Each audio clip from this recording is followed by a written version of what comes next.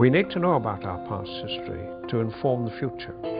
The first part of the century, you had death from heart disease rising from a rarity to #1 killer by the 1950s and 60s. What we now see is that brain disorders have overtaken all other burdens of ill health.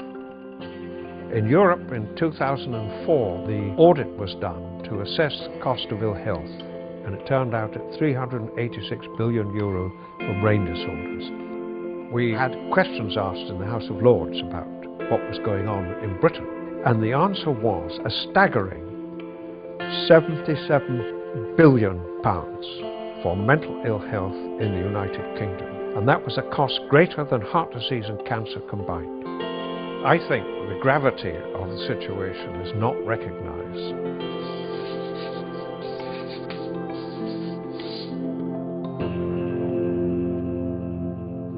The responsibility really lies with the substantial increase in production of linoleic acid-rich seed forms over the last half century. So you essentially have the omega-6 coming from land-based seeds, and anything green, for example, will contain the parent omega-3. And because the two families, omega-6 and omega-3, use the same metabolic systems in the body, too much omega-6 will depress the ability of the body to use the omega-3. Omega-3 begins here in the ocean with one of the most basic organisms, marine algae. These tiny plants use the energy from sunlight to make their own food, a process we know as photosynthesis.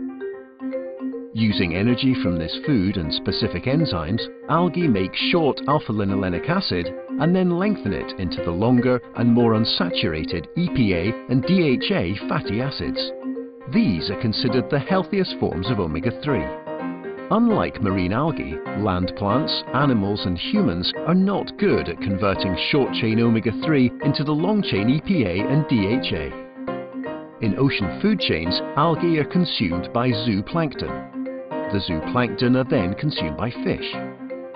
As you can see, the long-chain omega-3 fatty acids travel up through the food chain. When humans finally consume the fish, whether it be anchovy, mackerel or salmon, we naturally absorb the concentrated long-chained omega-3s within them. Once inside the body, EPA is important for regulating blood flow and health of the heart, while DHA is critically important for the eyes and the brain. Icosapentaenoic acid prevents blood clotting, if you like, put it simply, and it reduces swelling and inflammation. Docosahexaenoic acid, or DHA, on the other hand, is absolutely critical in the cell signaling systems of the brain and the visual system. 70% of your brain cells that you have now were made in your mother's womb.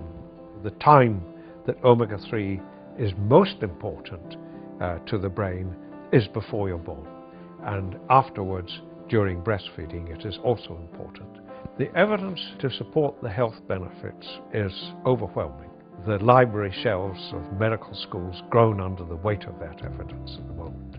Omega-3s have more science than almost any other pharmaceutical or nutritional compound in the world.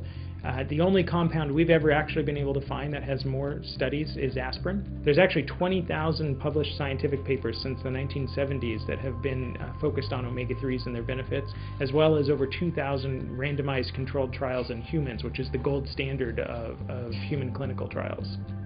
There was a clinical trial of about 11,000 patients given omega-3 fatty acids, and within the first year it prevented 40% of sudden death. And the American Heart Association and other heart associations make strong recommendations of regular use of omega-3 fatty acids. Most nutritionists will say consuming seafood and fatty fish in particular are the most valuable sources of EPA and DHA in the diet. You can also get your omega-3s via fish oil capsules, fortified foods, and capsules containing other types of EPA and DHA. It's clear that scientists and medical authorities around the world agree that including long-chain omega-3s in our diets is essential for a healthy heart and brain. This can be achieved by regularly taking fish oil capsules containing high levels of EPA or DHA or by consuming oily fish like anchovy, mackerel or salmon. Care does have to be taken, however, to ensure that the omega-3 fatty acids in the capsules are EPA and DHA, and not the less beneficial short-chain fatty acids found in some vegetable oils. Also, when consuming any farmed fish like salmon, it is important to ensure that it's been fed on a diet containing high levels of fish oil to ensure that it, in turn, is rich in EPA and DHA. By following this simple advice, we can all ensure that we're contributing to our own health and that of our families.